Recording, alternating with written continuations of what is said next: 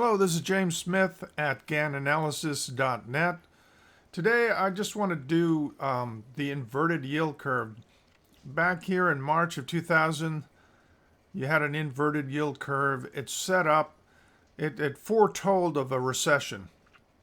Same thing happened in 2008, 2007, 2006 actually. You dipped below the zero line, meaning the 2-year was yielding more than the 10-year inverted yield curve. You had sort of a double bottom, and then you might wonder, well, why did it spike like this? Well, that was the reflation trade.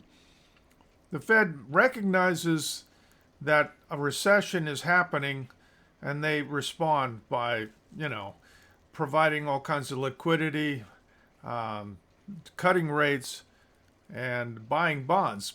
So this sort of spike is what I think is interesting. Now, note here in September 2019, we didn't actually invert. We got as close as you can possibly get, 0.02, but you didn't get a recession. But then later, in late 2020, you got this COVID thing going on. So effectively, the Fed did a reflation trade without a recession. So that's why you got this big spike move up. Fiscal and monetary stimulus from both the government and from the Fed. Then it came down, only this time it did invert in April of this year, and that warned us that a recession was coming. Now, maybe you come back and double dip, same way you did here, but it does sort of tell you that a recession is coming. So this is your warning right here, this dip. People can argue about it. I remember when this happened in April, people poo-pooed it like, no, it's not going to happen. Now that the Fed is raising rates 50 basis points every time they meet, and maybe they'll do 75 on Wednesday, maybe they'll do 100. The odds are very high that you're going to get a recession. The Fed, what happens is the Fed pushes rates so high, they guarantee you a recession. So they're going to make this inverted yield curve work one more time, just as it worked back here, and it worked back here. So when you get an inverted yield curve, it pays to not ignore it.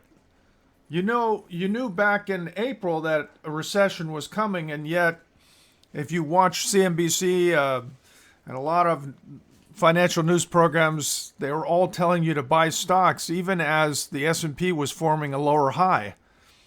So if you'd paid attention to this inversion, you would have started getting out of stocks back then. The market's always throwing off clues to what it's going to do next. The difference is that a lot of people just don't pay attention to it. And, they can argue with it. Well, this time, inverted yield curve doesn't count for blah, blah, blah. No, it counts. And you are going to get a recession. Now, the question is, will this be a long, drawn-out correction in the stock market and a long recession?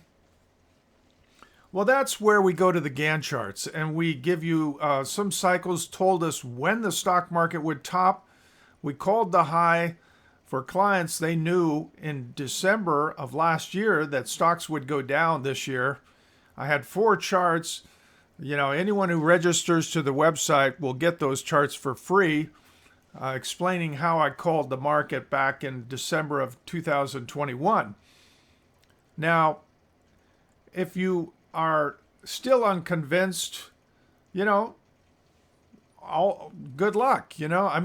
All I can do is show you the charts and say, look, this is not my opinion. This is based on the geometry of time and price. And those were 4 powerful charts. If you register, you get them for free. And if you want really to understand what's going on, I would take advantage of this promotion here in honor of Gann's 144th birthday, which came due on June 6th. we're offering a 3-month subscription for $144. That's $56 off the regular price of $200. So this deal goes away on Saturday. So if you really want to do it, you gotta pull the trigger quickly in the next few days. You go to the website www.gannanalysis.net and you hit the shop button in the upper right corner, and there you'll see a coupon code which will give you that discounted price. So if you're interested, try it out for 3 months. What do you got to lose? $144. I know it's a little bit of money, but what are you going to learn? I cover stocks, bonds, forex, commodities, and crypto, and I give you videos with most every report to show you, explain to you the concepts that I discuss in the report. So if you're interested in Gann, but you don't understand Gann, or you want a little help with it, you want to learn Gann, well, you get both. You get the reports that tell you what the market's going to do, and you get the videos that explain the concepts that we use to derive our conclusions. So whether you're interested in square of 9 or fixed Gann cycles, or your anniversaries, highs and lows, or you're interested in the square of the range, square of the high, square of the low, I don't care. Whatever you're interested in, we will go at it, and you will see so many charts. I mean, with the S&P report, often, I have over 300 charts, but I normally publish about 30 or 40, 50 in any daily report. And the same is true for bonds, stocks, commodities, gold. As many charts as you want to look at, we've got more charts than you can possibly imagine. And there's a reason for that. If you want to base your conclusion on one chart, even with Gann, sometimes you can be wrong. So you take the holistic approach and you use all the Gann tools, and you find out, okay, this 5 tools are telling me that, stocks are going to sell off. One of them says, maybe it'll rally. But if you use all of them, you get a consensus view and you understand it better. You don't base it on one chart.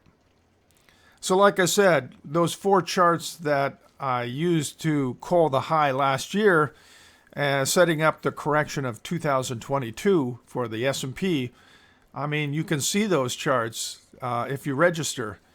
And if you like those and you want to subscribe, then you'll see a whole lot more charts. You'll see actually when the stock market is going to bottom and at what price it's likely to bottom. Pretty valuable information, especially given the rate at which stocks are declining. I think it's important right now to know, when is it going to bottom and how low is it going to go? 2 very important points. And honestly, not too many disciplines allow you to do that. Gann is the one thing that allows you to call the top and call the low. You're not going to get it right every time, but there is a certain geometry of time and price with the markets. And once you understand, you have a pretty good idea when it's going to bottom. And one thing I tell clients all the time is more important than price. So you might have 3 or 4 price targets for a low, but if you have a cluster of cycles all pointing to a certain time frame for that low, you have a pretty good idea you're going to be right on the money with that. So whether you achieve your price target, you're going to have a range of them, and you're going to say, well, it could be this one or it could be that one, but if today is the date when I think it's supposed to bottom, then you look around and see which one is offering support, and you say, okay, that's it. That's how it works. Time and price. You use it together. One by itself does not actually work. You need both time and price. You need the Gann cycles to tell you when it's going to bottom, and then you've got to confirm that low by seeing how the market responds to the Gann lines for price. So once you know both of those, then you're in business. And it's sometimes important to keep an open mind about just how low the stock market can go. We have different targets all the way down, but once we get to our cycles come due, we'll know which one of those Gann lines is going to give you the low. So, all right, I hope this has been helpful. If you're interested, go ahead, log on to the GannAnalysis.net and hit that shop button. I think you'll find it incredibly interesting.